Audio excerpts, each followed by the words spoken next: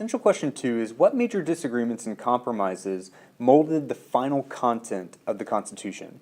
So, delegates from the different states met privately in Philadelphia in 1787 to consider changes to the Articles of Confederation, but they very quickly decided that it was best to scrap the Articles completely and begin again from scratch.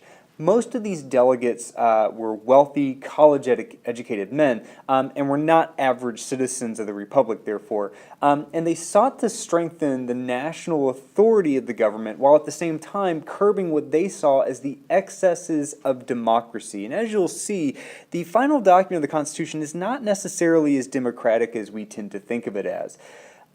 They did have some agreements on the new structure of the national government. They all agreed that it should have a legislature or a lawmaking body, it should have an executive to actually enforce the law, and it should have a judiciary or a system of courts to actually interpret the law.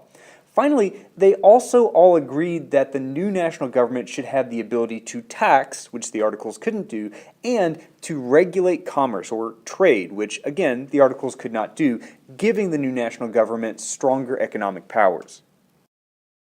But the first major disagreement among the delegates came with the question of how to represent states in the national legislature. And there were two competing plans. The first was called the Virginia Plan, and it proposed representation based on a state's population. So the more people your state had, the more representatives you would have in the national legislature. And of course, larger states like Virginia favored this plan because it would give them more influence in government.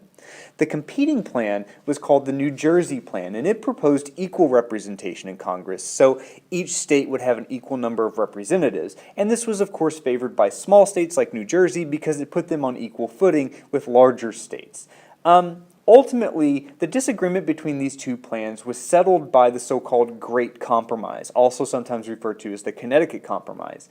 Here, they established a national legislature or lawmaking body made up of two houses. It would be what was called a bicameral or two-house legislature. One house would be the House of Representatives, and that would represent states based on population. The other house would be the Senate. Here, states would be represented equally as each state has two senators. So Congress, therefore, would be a bicameral two-house legislature that both represented states by their population and represented states equally. Now, in creating this new, stronger national government with the U.S. Constitution, they created a new national government whose structure was something less than democratic. So, a couple of examples here. In the national legislature, only the House of Representatives had their people elected directly by the people of the United States. So senators at the time were actually elected by state legislatures, meaning that only wealthy, educated white men who were already in positions of power would choose members of the Senate. We've since changed that. We'll talk about that later.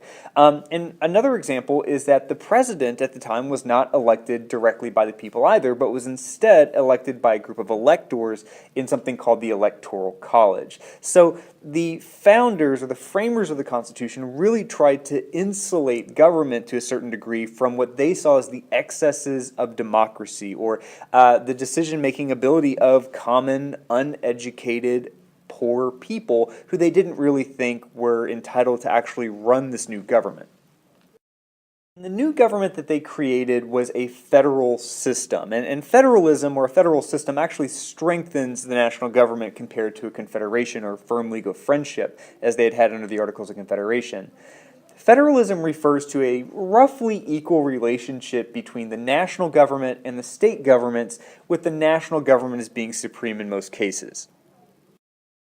This new government also made use of something called separation of powers and something called checks and balances. Separation of powers gives the powers of government to three separate distinct branches. So the lawmaking power is given to the legislative branch or Congress, the law enforcing power is given to the executive branch or the president, and the interpretation of law or the power to do that is given to the judicial branch or the federal courts. Checks and balances, on the other hand, allows each of these branches of government to have the ability to limit the powers of the other. So, for example, the legislative branch can be checked or limited by the executive branch because the president can veto a piece of legislation. The combined effect of separation of powers and checks and balances is that they're both intended to ensure that no one branch of government becomes too powerful. A final matter to address with the new Constitution is slavery. And while the new Constitution does not contain the word slavery, it definitely enshrines the system in the new government. In the Constitution, it prohibited Congress from abolishing the slave trade for 20 years, thus protecting the slave trade or the importation of new slaves for the next 20 years. However, on the first day possible 20 years later to abolish the slave trade, Congress will actually do that. So on 20 years later, on January 1st, 1808, the slave trade will be abolished. Another way that the Constitution enshrines the system of slavery is that it required states to return fugitive slaves to their owners if they were captured. Finally, and importantly, it was decided at the convention that slaves would be counted toward the population of a state according to something called the Three-Fifths Compromise. Slave states had wanted slaves to be counted toward their population in order to increase their representation in Congress, because remember, the House of Representatives was based on population. Of course, free states were opposed to this because they thought that it unduly increased slave states' influence in government, considering slaves were not citizens, couldn't own property, couldn't participate in politics, and so on.